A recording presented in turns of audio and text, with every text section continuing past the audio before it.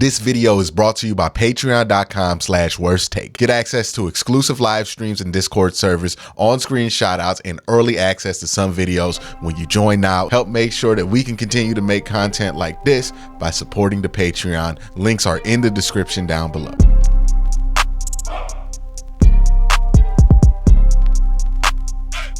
So we're back at it with my ranking of the 23 most impactful players for the Cleveland Browns upcoming season.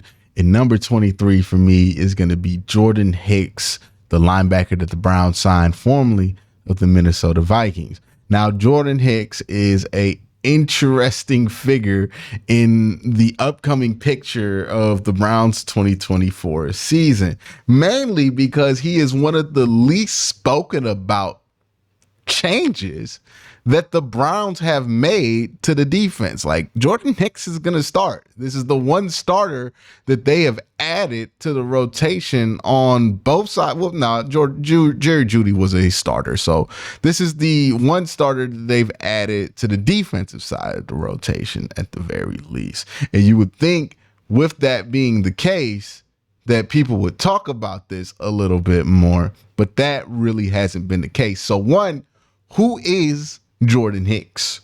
What are the expectations for Jordan Hicks this season? What's his role going to be?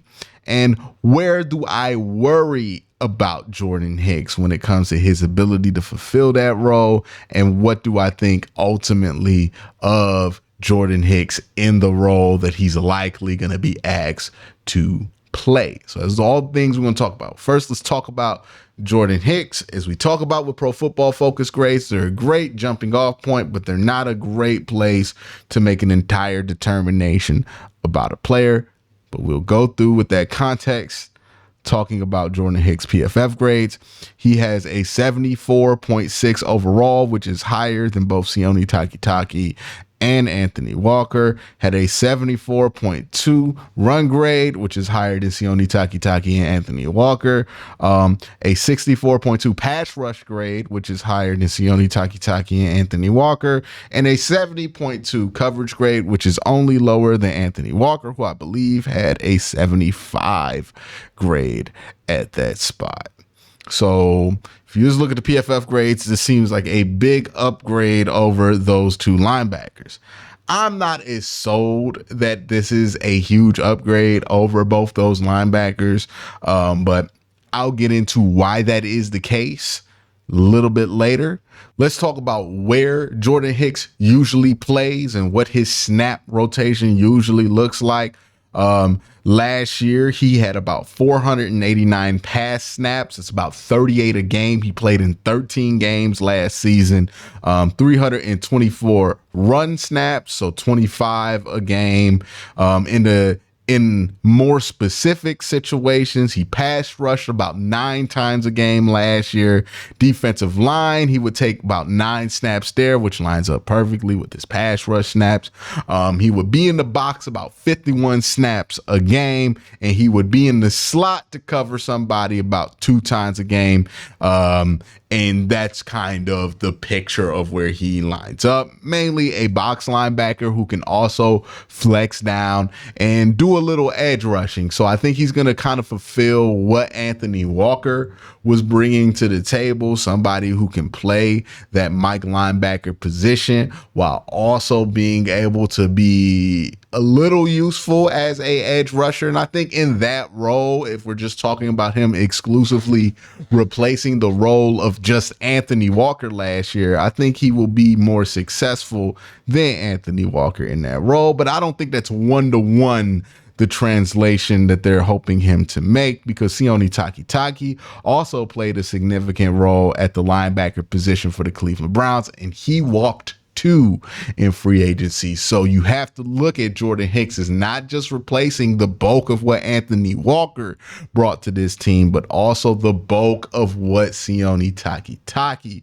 brought to this team. And he's probably going to take about a similar amount of snaps as both those guys did combined, a little bit less, but over 1,000 snaps this year. So that gets us to what is his role in this defense. I believe he's going to be the every down linebacker, right? JOK is going to rove around. Same thing with Grant Delpit. Same thing with, maybe Mahmoud Diabate, Tony Fields, Devin Bush, whoever wins out that battle. They will rove around a little bit. Obviously, JOK is going to get over 1,000 snaps this year. It looks like it's really trending in that direction.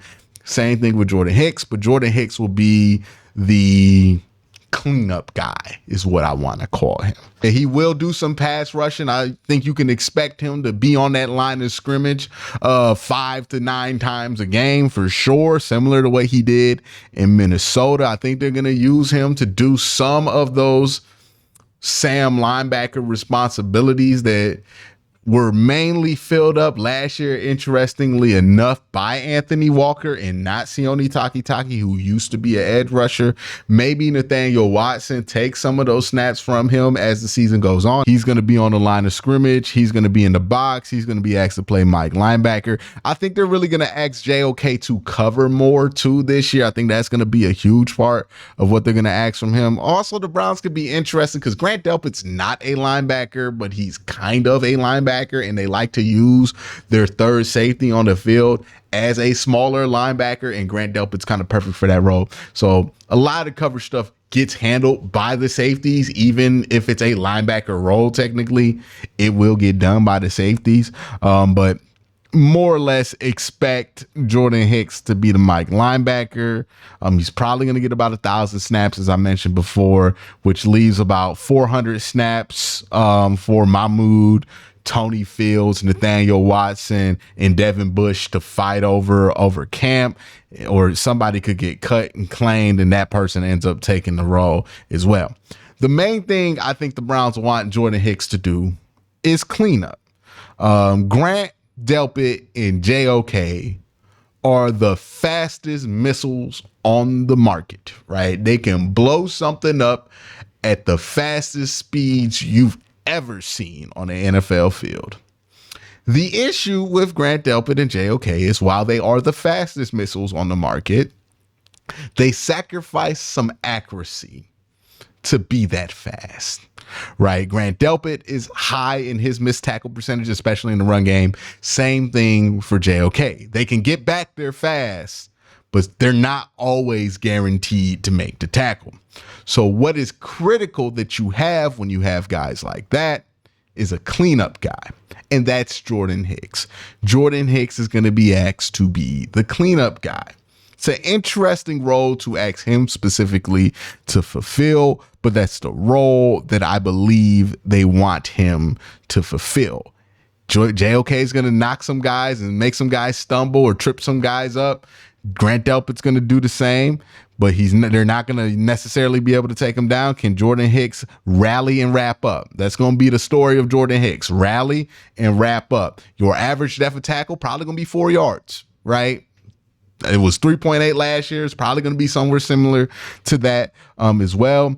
Think about him the same way that Baltimore kind of uses Roquan Smith. And I know the second I mention Roquan Smith, somebody going to get mad at me from Baltimore because they're going to say I'm hating.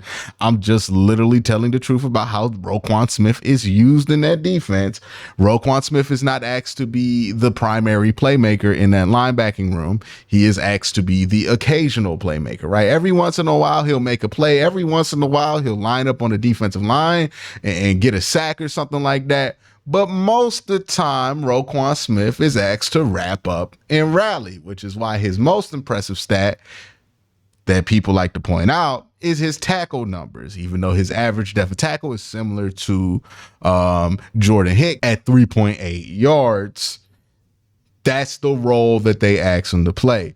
And that role is not insignificant. I do have questions on like how much money that role should be worth, or how much credit that role gets to the success of the rest of the defense, or just straight up how difficult that role is to fulfill in the NFL. But it is a role that you need, because if you don't have a sure tackler, when you have really instinctive, smaller players who can get behind the line of scrimmage and get a lot of TFLs, JOK had like 50 plus stops last year. He led the league by linebackers and TFLs.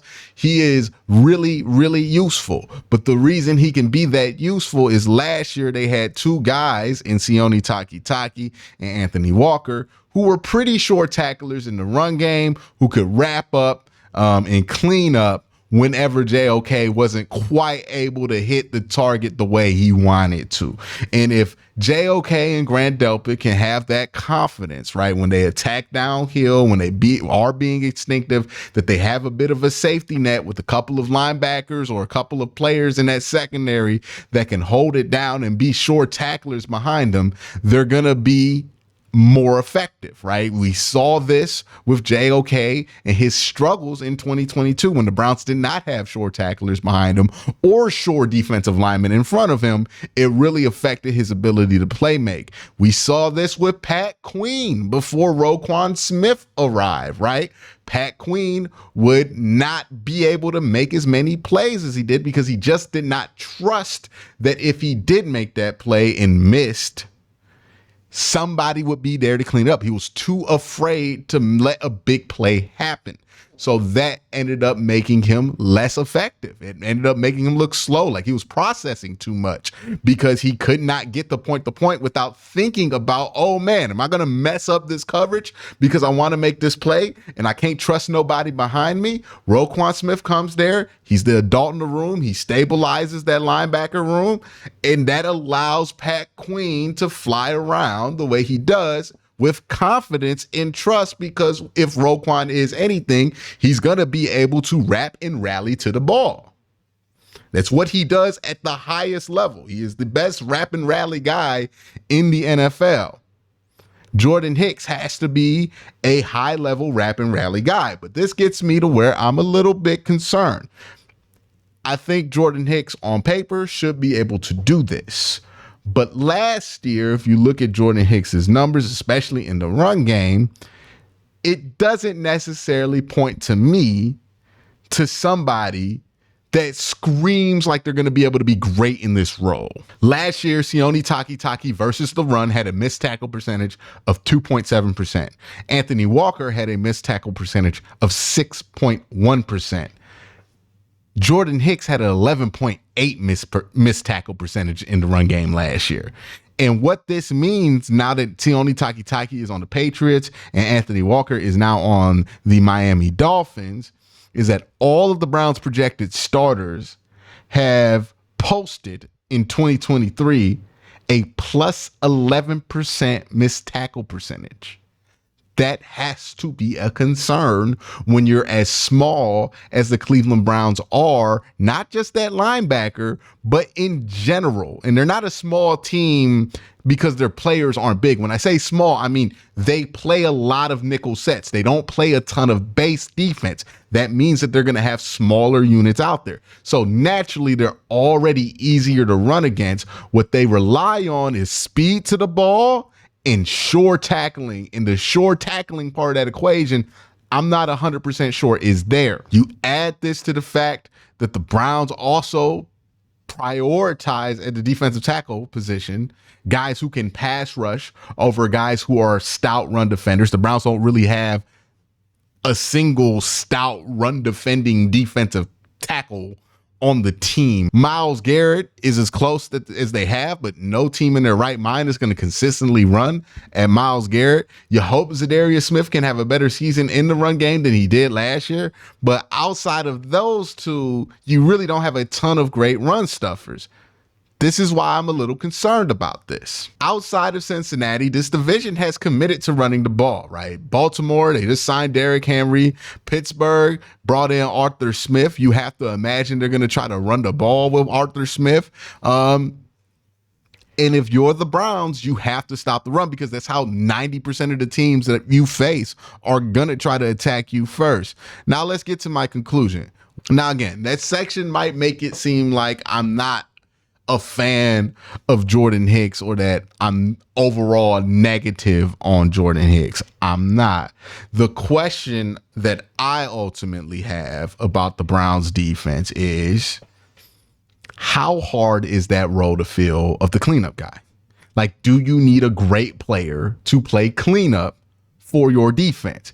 Is that a role that you need to invest in a Roquan Smith for? Is that a role that you need multiple guys to fill? Or is that a role that a veteran like a Jordan Hicks can reasonably fill and feel fine? Is Jordan Hicks' numbers last year more of a result of the things that surrounded him in Minnesota? Or better yet, were Sione Taki's numbers positively in their missed tackle percentage versus the run? And same thing with Anthony Walker. Were their positive numbers more of a result of the speed that guys like JOK, Grant Delpit, Greg Newsome, and Denzel Ward were able to get to the football, making those tackle opportunities fairly routine and elementary? Time will have to tell on that. I think it can really go either way. I don't expect Jordan Hicks to have a plus 11% missed tackle percentage. I think he will be better than that. I do worry that if Jordan Hicks does get injured, there is not a ton of depth behind him, but ultimately he's going to play over 1,000 snaps for this defense. He's going to be a starter for this team. He's going to be one of the more impactful players for the Cleveland Browns, positive or negative, but I would like to hope that it's going to be in the positive direction. So that's my thoughts on Jordan Hicks, number 23 in this ranking. Let me know what you think in the comment section down below. Y'all have a great day. Have an even better night. Peace.